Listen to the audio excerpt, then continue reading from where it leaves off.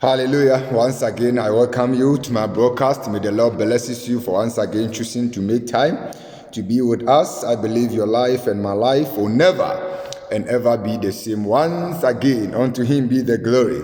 We thank him once again. I'm on your way once again on the continuation of a topic that I've introduced, the power of focus. How focused are you in this walking with Christ? How focused are you with God? How focused are you with your spiritual life? How focused are you in your good doing? How focused are you in your business? How focused are you in your marriage? How focused are you in this life? Hallelujah. I'm just continuing. Beloved, there's a power in focus. There is a victory in focus. There is achievement in focus. There is success in focus. You can fulfill your godly given destiny if only you are focusing on what God asking you to do. Hallelujah. Without focus, you are going nowhere. Without focus, you will crash. Without focus, you will not get into your destination. Without focus, there is nothing good that can happen. No, the reason why sometimes it look like you are going nowhere in this life, it look like you are good to nothing, it look like somebody is better than you, because of you are not focusing on yourself and your godly given assignment. Child of God, God created you for a purpose. He created you for a reason. Hallelujah. He did not just create you because he was having nothing to do. He allowed you to come onto this world with a purpose to fulfill a destiny. And you cannot fulfill it if you are not focusing. Why? Because this life is war. This life is fight. You know, as you are deciding to do something good, the enemy is also wishing to push you down and to crush you. And the Bible make it clear. In the other day, the Apostle Paul, they told us that though we walk in flesh, but we do not walk after the flesh, for the weapons of our warfare are not carnal, but it is mighty through God to pull down the strongholds and cast down the imagination of the wicked one. So as you are marching to get into your destiny, as you are marching to do something good, as you are marching to do something right, the enemy is also imagining to bring you down, to crush you, to frustrate you, even to wipe you, to kill you, because that is his purpose and his business and his imagination.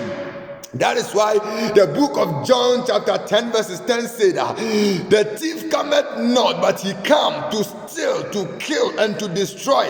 That is the business of the thief. That is the imagination of the thief. But Jesus Christ himself said, I have come.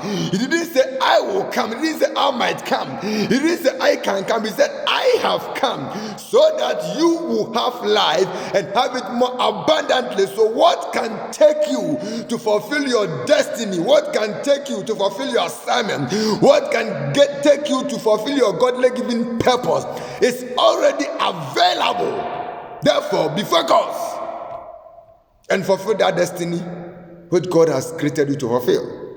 The power of focus. He said he cometh to steal, to kill, and to destroy, but I have come. I have made the provision to fulfill godly given destiny available. But what can help you to do that is you being focused. Hallelujah. Let us just read something here as we continue the topic. Hebrews chapter 12. Verses number 1 and 2. Therefore we also, since we are surrounded by so great a cloud of witness, since we are surrounded, let us lay aside every weight and the sin which so easily ensnares us, and let us run with endurance the race that is set before us. Verse 2. Looking unto Jesus, the author and finisher of our faith, who for the joy that was set before him endured the cross, despising the shame, and has sat down at the right hand of the throne of God. So, who for the joy that was set before him endured the cross. What is the meaning of the cross? Who the joy that was set before him.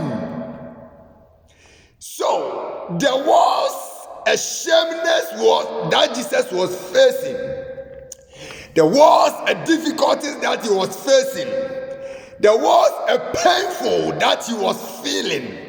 There was an agony. There was a tribulation. There was a punishment that he was going through at the moment. But the Bible says here, he was focusing on the joy that was set before him. He was focusing on the destiny that he wanted to fulfill. He was focusing on the victory that he wanted to achieve for me and you. So the Bible says he endured the pain. Meaning being focused to do the good thing or to fulfill your destiny does not mean challenges will not come to your way. No, it doesn't work that way. But if only you can be wise enough and choose to be focused and endure the present pain, endure the present agony, endure the present tribulation, endure the present shame, and keep on looking and focusing on the future, you enjoy at last. Hallelujah. The power of focus, the victory of focus, the riches of focus, the prosperity of focus, the success of focus. How focused are you?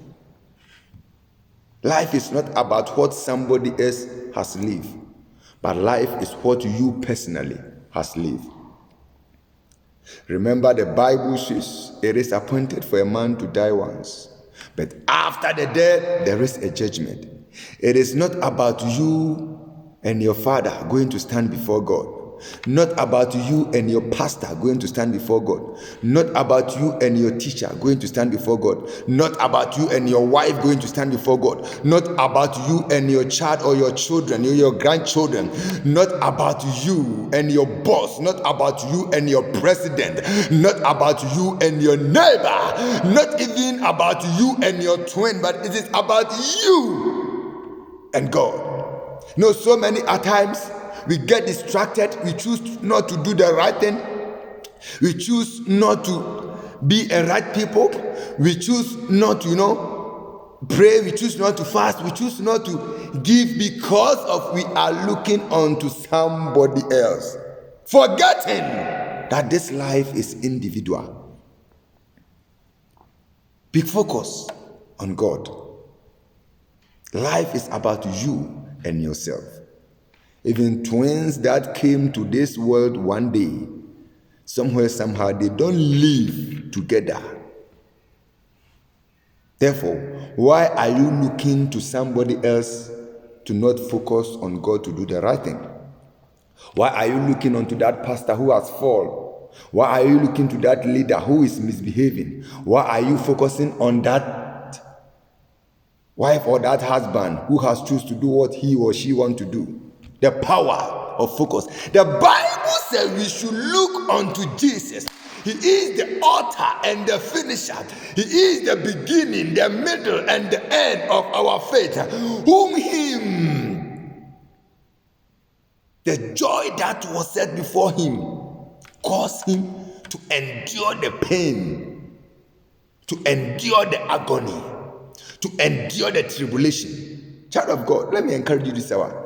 If only you can know and understand that there is a purpose and assignment that God created you to be fulfilled, so you will be focused on him, then the victory or the destiny God has for you, you can fulfill it. The power of focus. Hallelujah. The enemy is not scared of your position. The enemy is not scared of your money. He's not scared of your possession or whatever or whoever. He's not scared of your anointing. But be wise and be focused. Remember, there was a man called Samson in the scriptures. We will continue another time. But until I come to your way again, I challenge you that be focused on that good thing, that prayers that you are praying, that fasting that you are fasting, that giving that you are giving. If only you are doing it with good intention, then keep on doing it, because the outcome will blow people's mind. You know, in the other day, Joseph was focusing to do the right thing. The brothers were focusing to bring him down. But the outcome was a mind-blowing. There's power in focus. There's victory in focus. Therefore, I challenge you to be focused on God. And at the end, you'll receive the crown that has been set before you. Until I come to you again. May the Lord bless you. And once again, God bless you for choosing to use your precious time to watch our broadcast.